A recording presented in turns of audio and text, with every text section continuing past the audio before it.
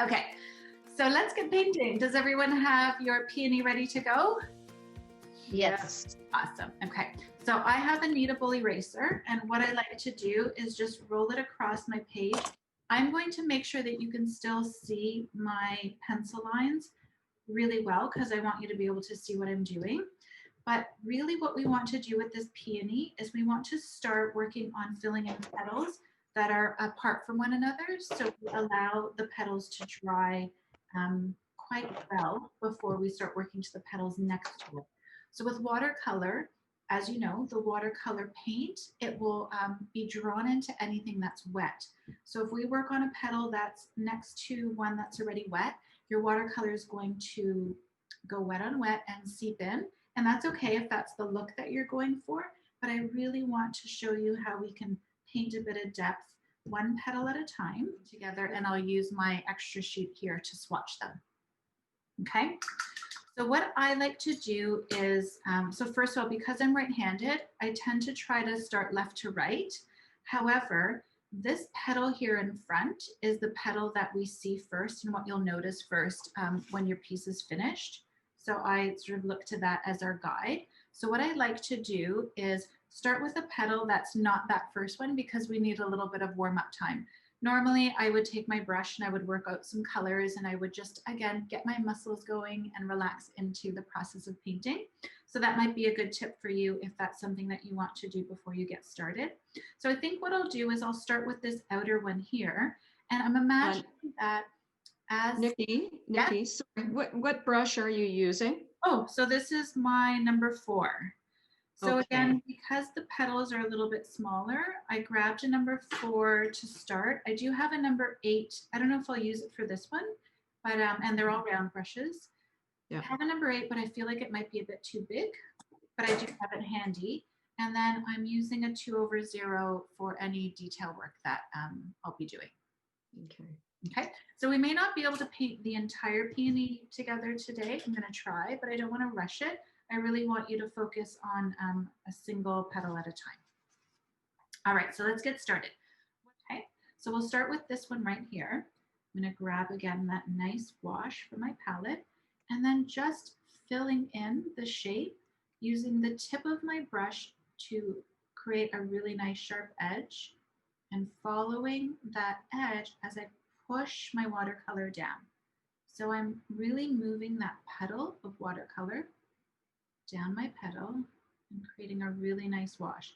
Now at this point, but what I like to do is just create variation. So this one feels like it's a little bit darker than the other two. I like that because in your finished piece, if you have petals that are a little bit lighter than others, it automatically creates that realism and creates that really interesting depth to your peony.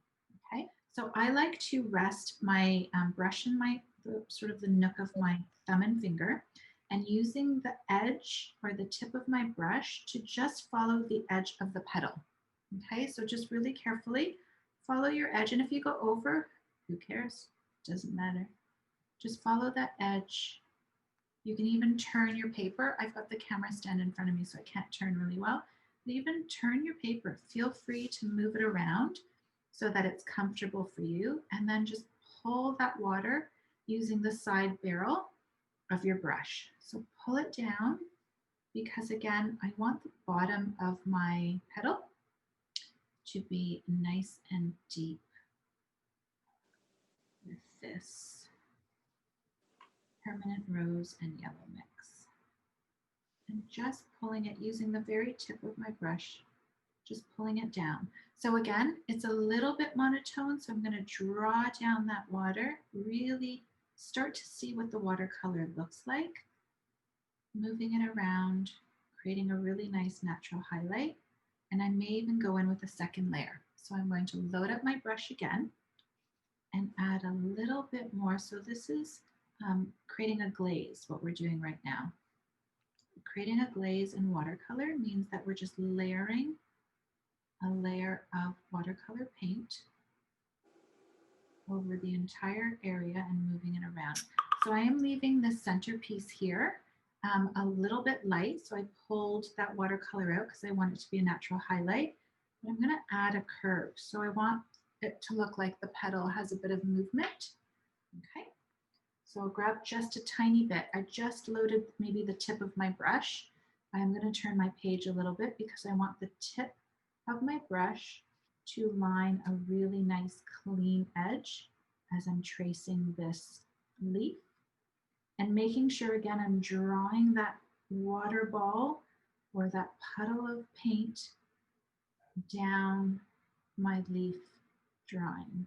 And here's where it gets a bit tricky because we have the other leaf that's intersecting it, but that's okay. We'll just make sure we go around carefully and leave that area clear. And then we can let that paint collect right here where it joins to the stem. There we go. And it is bleeding a little bit, and that's okay. I actually don't mind it.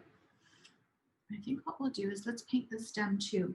So I'm turning my watercolor sort of sideways because I'm going to approach it where the tip of my brush can really create that nice smooth edge.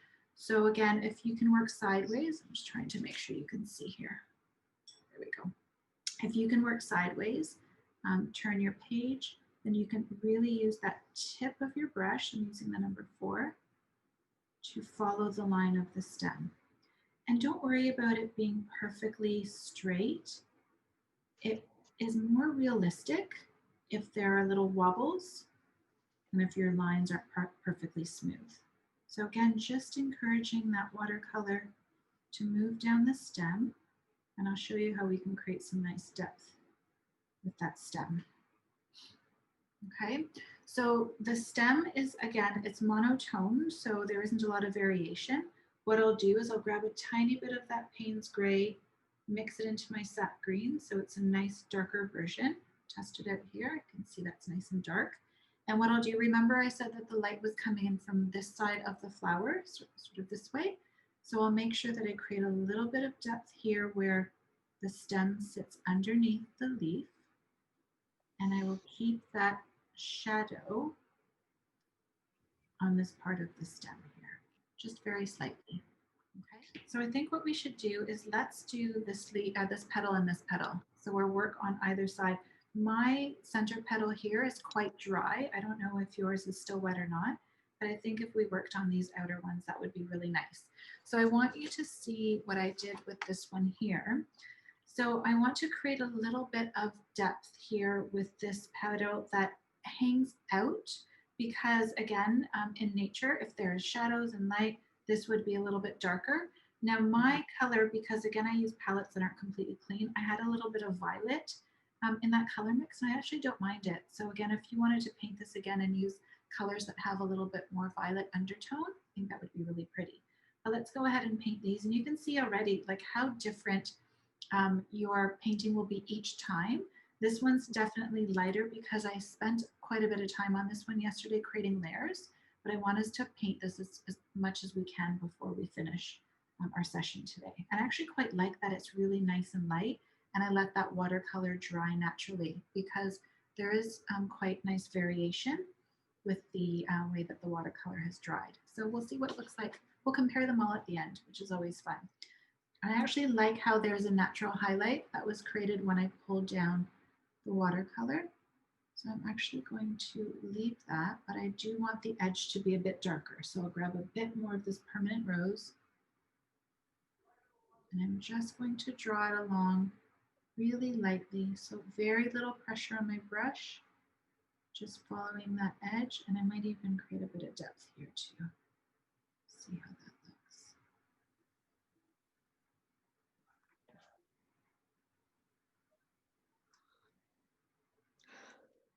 And this one here. So now this is where you can get into trouble. Sorry. As we get close to the peony, I'm going to turn my page around again. Okay, because remember when you want to do some edge work that's really clean, you want to make sure that you are using the corner of your brush, and that allows me again to create a really nice clean edge along the flower line here. I can go ahead and fill that in. just short strokes, creating a little bit more depth here. So I'm dabbing, so it's wet on wet. I've got that deep green on my brush, and just underneath the flower, there'll be a bit of shadow. So go ahead and create that shadow there. Just there in my leaf.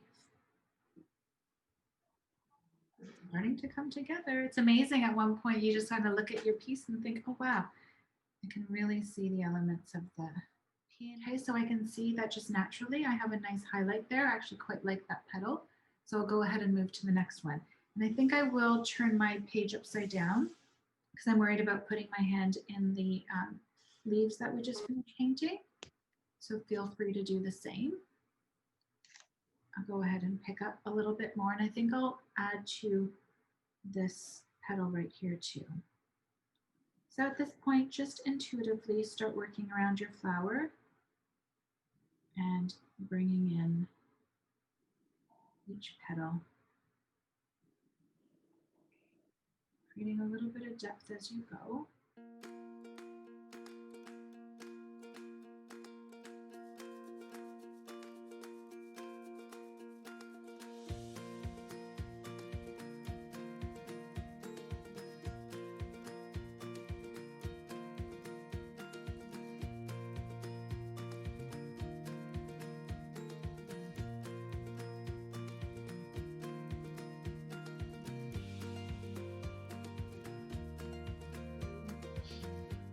Make sure that my water jar is away from what I'm working on, but I'm going to show you a little hack.